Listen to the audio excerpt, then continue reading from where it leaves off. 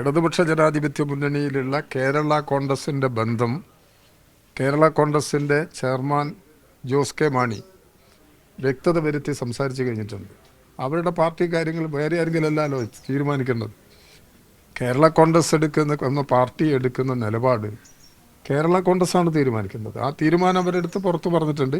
Steering committee എന്നൊക്കെ പറയുന്ന അവരുടെ പാർട്ടി സംഘടനമാരും ഇവിടെ CPM-ൻ്റെ കേന്ദ്ര കമ്മിറ്റി യോഗം ചേരുന്നില്ലേ? അതുപോലെ വേറെ പാർട്ടിയുടെ ഒരു ആഭ്യന്തരമായ ഒരു യോഗമാണത്. ഇത്രയും പ്രാധാന്യം. അത് അവരോട് ചോദിക്കണം. അല്ല, അതെനിക്കറിയില്ല. ഇടതുപക്ഷ ജനാധിപത്യ മുന്നണിയുടെ ഭാഗമാണ് കേരള കോൺഗ്രസ്. അതിൽ നിന്ന് വ്യത്യസ്തമായൊരു നിലപാട് അവരും എടുത്തിട്ടില്ല, ഇടതുപക്ഷ ജനാധിപത്യ മുന്നണി എടുത്തിട്ടില്ല. ഇടതുപക്ഷ ജനാധിപത്യ മുന്നണി നല്ല യോജിപ്പോടുകൂടി മുമ്പോട്ട് പോവുകയാണ്. ഇടതുപക്ഷ ജനാധിപത്യ മുന്നണിയിലെ ഒരു പ്രധാന പാർട്ടി എന്നുള്ള നിലയിൽ ഇടതുപക്ഷ ജനാധിപത്യ മുന്നണിക്ക് സഹായകരമായ നിലപാടാണ് ജോസ് കെ മാണിയുടെ നേതൃത്വത്തിലുള്ള കേരള കോൺഗ്രസ് സ്വീകരിച്ചുകൊണ്ടിരിക്കുന്നത്. അതിൻ്റെ കാര്യങ്ങളൊന്നും പ്രശ്നമില്ല. ഞങ്ങൾ ഈ വിഷയങ്ങളിൽ ഒരു പ്രശ്നം എടുക്കുന്നുണ്ട്. അത് നേരത്തെ തന്നെ ഞാൻ നിങ്ങളോട് വ്യക്തമാക്കിയിട്ടുള്ളതാണ്. ഇടതുപക്ഷ ജനാധിപത്യ മുന്നണിയുടെ അടിത്തറ വിപുലപ്പെടുത്തുന്നതിനുള്ള ശ്രമത്തിലാണ് ഞങ്ങൾ. ദീർഘകാലമായി വർഷങ്ങളായി അതിനുള്ള ശ്രമത്തിലാണുള്ളത്. ആ ശ്രമം ഇപ്പോഴും തുടരുകയാണ്.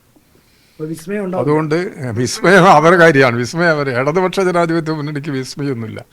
ഇടതുപക്ഷ ജനാധിപത്യ മുന്നണി തെരഞ്ഞെടുപ്പിൽ മത്സരിച്ച് വിജയം കൈവരിക്കാനാണ് ശ്രമിക്കുന്നത്.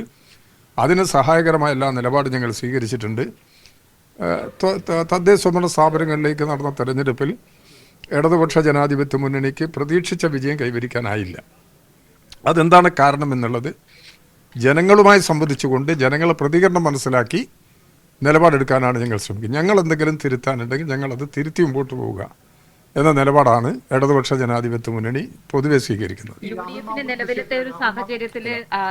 നിലവിലെ ഒരു സാഹചര്യത്തിൽ വിജയിക്കാൻ സാധിക്കില്ല എന്നുള്ളത് കൊണ്ടാണോ ഇപ്പോൾ ഈ രീതിയിലുള്ള നീക്കങ്ങളൊക്കെ നടത്തുന്നത് UDF? തീർച്ചയായിട്ടും UDFന് ഭയങ്കരമായ ആശങ്കയാണ്. അതുകൊണ്ട് ആരെ കിട്ടും, എങ്ങനെ കിട്ടും, ഏത് പാർട്ടീനെ സ്വാധീനിക്കാൻ കഴിയും എന്നൊക്കെയുള്ള ശ്രമത്തിലാണവർ.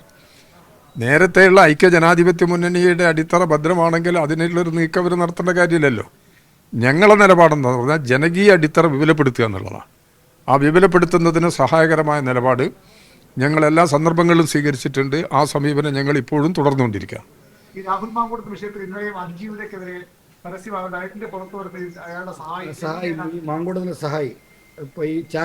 നിങ്ങൾ എത്ര കാലമായി കണ്ടുകൊണ്ടിരിക്കുന്നത്? അവർ സ്ത്രീ വിരുദ്ധ മനോഭാവം അവർ തുടർച്ചയായിട്ട് സ്വീകരിച്ചുകൊണ്ടിരിക്കുകയാണ്. അതിന് സഹായകരമായ നിലപാട് രാഹുൽ മാങ്കൂട്ടം എന്നൊരു വ്യക്തിക്ക് ഇതുപോലെ അഡ്വാൻസ് ചെയ്തു പോകാൻ കഴിയുന്നത് എന്തുകൊണ്ടാണ്? അവരെ സഹായിക്കാനൊരു സംവിധാനം ഉണ്ട് എന്നുള്ളത് കൊണ്ടാണ്.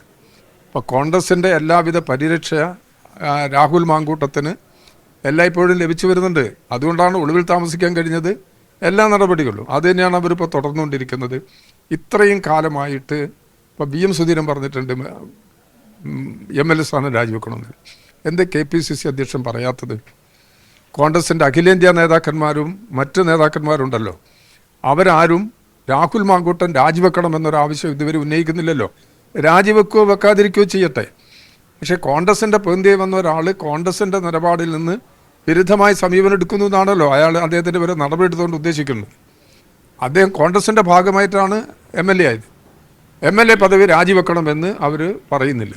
അപ്പോൾ അതാണ് ഉള്ള ഒരു സമീപനം. ഉണ്ട്. അത് നിയമപരമായി പരിശോധിക്കേണ്ട ഒരു വിഷയമാണ്. നിയമപരമായി പരിശോധിക്കേണ്ടുന്ന ഒരു വിഷയമാണത്. അത് പരിശോധിച്ച് ആവശ്യമായ നിലപാട് നമുക്ക് പറയാം.